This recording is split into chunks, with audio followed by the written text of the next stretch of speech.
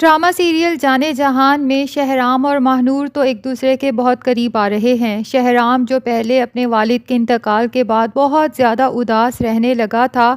جب سے اس نے ماہنور کو دیکھا ہے اسے ماہنور میں زندگی کی جھلک نظر آتی ہے۔ لیکن شہرام کی اسٹیپ مدر کشور بیگم کے دل میں یہ خوف بیٹھ گیا ہے کہ ماہنور شہرام کو اس سے چھین لے گی اور اس کا بنا بنایا گیم خراب کر دے گی، کیونکہ کشور بیگم کا پلان تو یہی ہے کہ شہرام کو سلیپنگ پلز دے دے کر بالکل ہی ناکارہ بنا دیا جائے، ذہنی طور پر مفلوج، نہ وہ کسی کام کو کرنے کے قابل رہے، نہ فیکٹری سنبھالنے کے، اور نہ ہی جائیداد میں کوئی انٹرفیئرنس کرے، اور ساری جائیداد، سارا کاروبار بڑے آرام سے کشور بیگم کے دونوں بیٹوں کے نام ہو جائے۔ لیکن کشور بیگم ماہنور کو دیکھ کر خوف زدہ ہو گئی ہیں، کیونکہ اس کو دیکھ کر شہرام زندگی کی طرف واپس لوٹ رہا ہے، اور خاص طور پر کشور نے جب سے اپنا ہاتھ دکھایا ہے اور ہاتھ دیکھنے والی نے کشور بیگم کو بتایا ہے کہ کوئی تمہاری زندگی میں آ چکا ہے جو تمہیں ہرا سکتا ہے،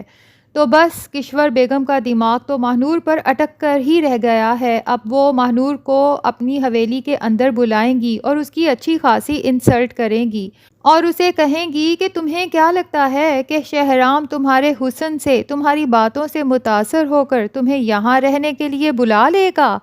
تمہارے جیسی لڑکی شہرام کا دل تو بہلا سکتی ہے، لیکن یہ بھول جاؤ کہ وہ تمہیں کبھی اپنائے گا، کیونکہ شہرام آسمان اور زمین کے فرق کو بہت اچھی طرح سے جانتا ہے۔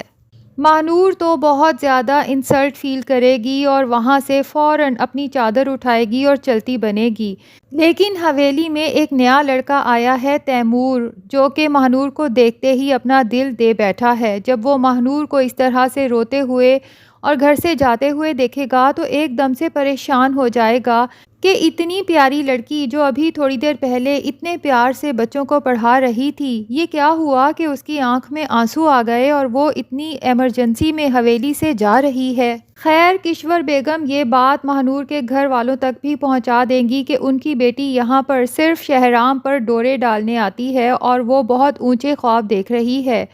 ماہنور کے باپ کو جب یہ بات پتہ چلے گی تو وہ تو بہت زیادہ پریشان ہو جائے گا، کیونکہ وہ پہلے ہی اپنا گھر چھوڑ کر اس علاقے میں اسی لیے آئے تھے کہ وہاں پر ان کی بدنامی ہو چکی تھی، اور اب وہ مزید بدنامی تو مول نہیں لے سکتے، اس لیے وہ ماہنور سے کہیں گے کہ اب تم گھر سے باہر ایک قدم بھی نہیں نکالو گی۔ ماہنور بھی اتنی انسلٹ کے بعد سوچ لیتی ہے کہ نہ ہی آج کے بعد میں اس حویلی کی شکل دیکھوں گی اور نہ ہی شہرام کی، اور دوسری طرف شہرام بھی بہت اداس ہوتا ہے کہ ایسا کیا ہوا کہ ماہنور پھر دوبارہ بچوں کو پڑھانے نہیں آئی، کیونکہ وہ انکانشیسلی ماہنور کا انتظار کرتا تھا۔ تو اب دیکھنا یہ ہے کہ کیا شہرام خود چل کے ماہنور کے گھر جائے گا اور وہاں پر اس کے گھر والوں کی تمام غلط فہمی دور کرے گا،